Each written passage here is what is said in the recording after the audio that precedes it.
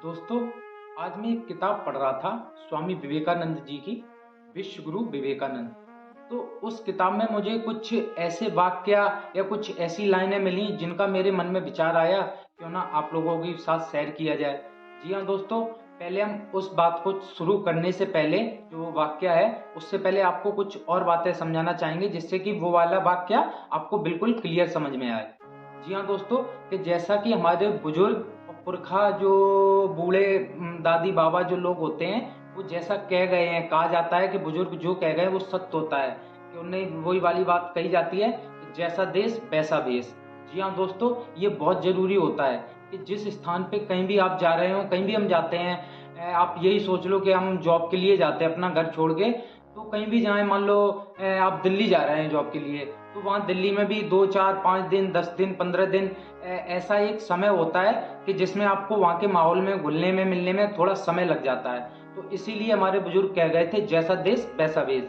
जी हाँ दोस्तों, अपने देश की जो परंपरा है कि बड़े को माँ या बहन कह के पुकारा जाता है, वैसा ही हमारे विश्व गुरु विवेकानंद जी भी। जी हाँ दोस्तों, जब वो विवेकानंद जी अमेरिका गए हुए थे, तो जब नए नए वहां जब वो पहुंचे थे दोस्तों, तो स्टार्टिंग में तो उन्हें बहुत ही वहां तकलीफ हुई थी रहने में।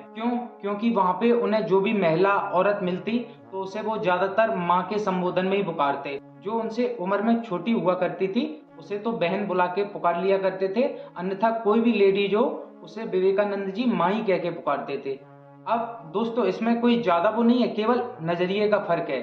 नजर बदल दो, नजारे बदल जाते हैं। स्वामी जी माँ कह के पुकारते थे, अपने यहाँ माँ कह दो तो मतलब कितना पूजनीय शब्द होता है।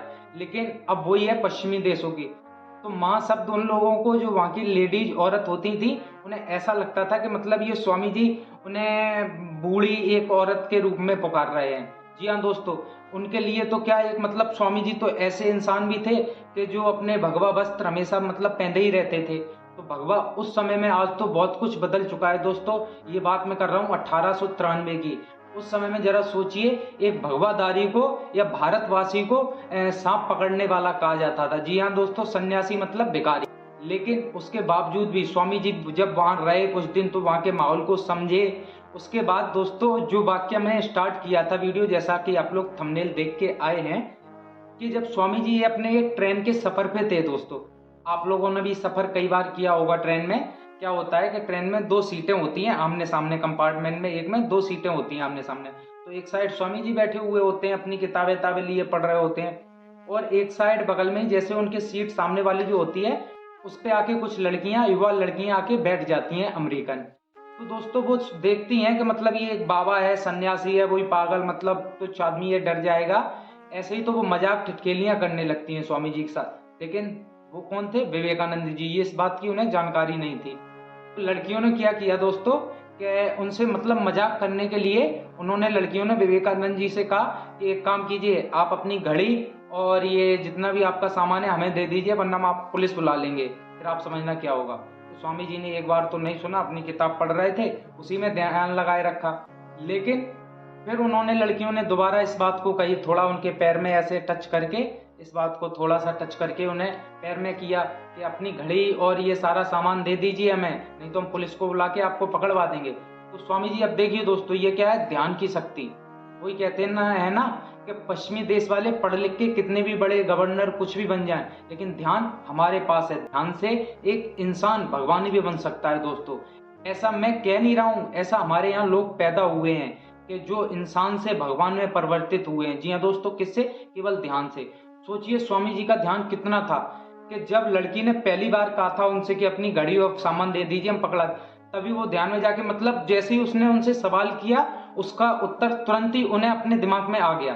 अब देखिए कितना अच्छा उन्होंने खेल खेला उनके साथ में। जैसे ही उन्होंने कहा कि अपनी ये घड़ी वगैरह दे दीजिए, तो स्वामी जी ने दोस्तों एक्टिंग की, नाटक किया, क्या? गूंगा और बहरा बनने की। तो उन्होंने उनसे कहा, मैं क्या मतलब, मैं बोल नहीं पाता हूँ, ऐसे ऐसे सारा किया। अब लड़कियों ने सोचा, उन्होंने बोल नहीं पाता है तो ऐसे कैसे करें। तो उन्होंने फिर दोबारा फिर कहा, उन्होंने कि अपनी लड़कियों ने सारे, उन्होंने अपनी घड़ी है मुझे दे दो।